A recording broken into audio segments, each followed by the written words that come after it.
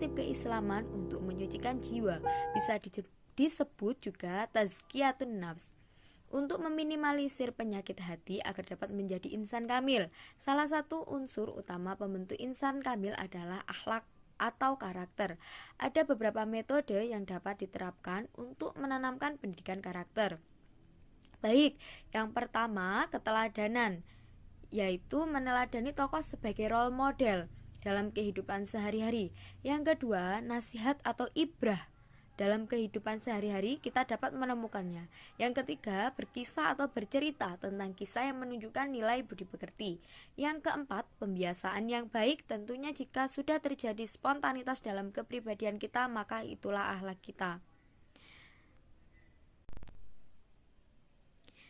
Yang selanjutnya, pemikiran Ibnu Taimiyah, pendidikan Islam berbasis Al-Quran dan Hadis, atau yang sering dikenal dengan istilah pendidikan Qur'ani.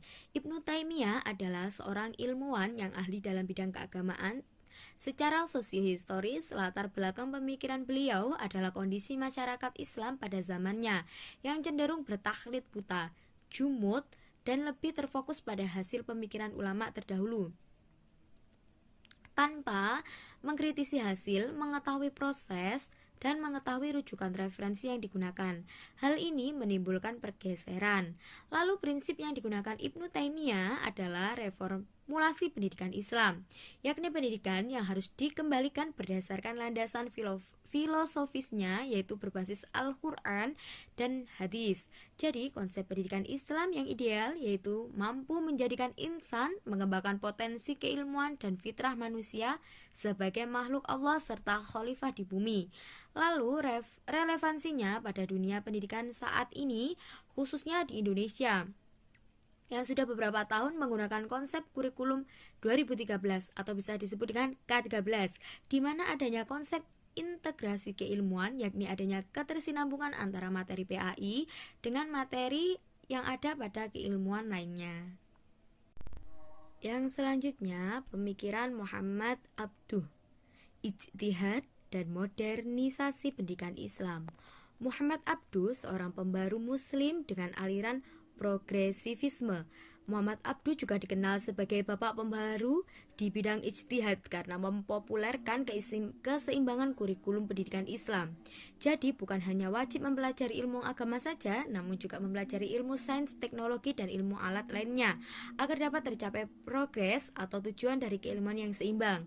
Pemikiran beliau dalam salah satu karyanya, Risalatut Tauhid, bahwasanya ketauhidan memang harus didukung dengan fakta ilmiah agar dapat dimaknai secara utuh serta mampu semakin memperkuat keimanan seorang makhluk kepada Sang Khalik dan menunjukkan cara bersikap kepada sesama makhluknya. Pemikiran Muhammad Abduh memang seringkali menyuguhkan 4 hal inti muatan kurikulum, yakni yang pertama akidah Islam, yang kedua fikih, yang ketiga akhlak, yang keempat sejarah peradaban manusia. Pembaruan terkait metode pembelajaran yakni lebih kepada metode pemahaman konsep, dialog dan tanya jawab agar mampu memberikan kesempatan yang luas kepada peserta didik untuk dapat mengembangkan kreativitas pemikiran dan wawasan serta memberikan atensi positif dan membangun komunikasi yang baik. Sebagaimana yang terkait relevansi pemikiran Muhammad Abduh dengan konsep pendidikan Islam kekinian, di mana semakin bermunculan lembaga pendidikan yang mengkategorisasikan pendidikan Islam sesuai dengan cita-cita peserta didik. Selanjutnya, Mustafa Kemal Atatürk, antara sekularisme Islam dan westernisasi, seorang pembaru di negara Turki yang membawa Turki pada kemajuan peradaban yang sangat pesat karena pemikirannya yang berkiblat pada kemajuan peradaban barat dari segala sisi kehidupan, baik sistem pemerintahan kenegaraan.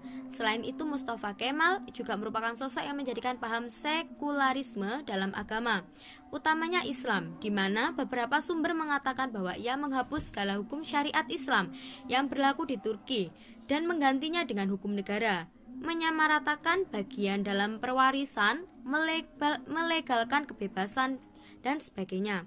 Tentunya hal ini memicu dekadensi moral karena hilangnya ikatan moral yang diajarkan dan ditanamkan oleh nilai-nilai agama. Yang selanjutnya, yang terakhir, Fazlur Rahman, membuka pintu ijtihad. Pada masa itu pemikiran intelektual dan kajian keilmuan Islam mulai menutup diri dari pembaruan yang bersifat dinamis. Karenanya banyak sekali fatwa-fatwa yang muncul untuk menutup pintu ijtihad. Dari sinilah Fazlur Rahman mulai menggunakan dibukanya kembali pintu ijtihad. Beliau melihat bahwa permasalahan yang dihadapi oleh umat Islam akan selalu berkembang dinamis seiring dengan perkembangan zaman. Oleh karenanya, bagi Fazlur Rahman sangat perlu adanya istinbat hukum, yaitu mengeluarkan hukum-hukum yang tentunya bersumber dari dalil nahli, Al-Quran dan hadis, kemudian diolah dengan dalil akli dan disesuaikan dengan kondisi sosio-kultural yang terjadi pada masa letak geografis suatu wilayah. Jadi dinamika hukum harus tetap dilaksanakan sebab problematika umat pasti akan semakin meluas dan berkembang. Fazlur Rahman memiliki konsep teori double movement karena ada pergerakan maju dan pergerakan mundur.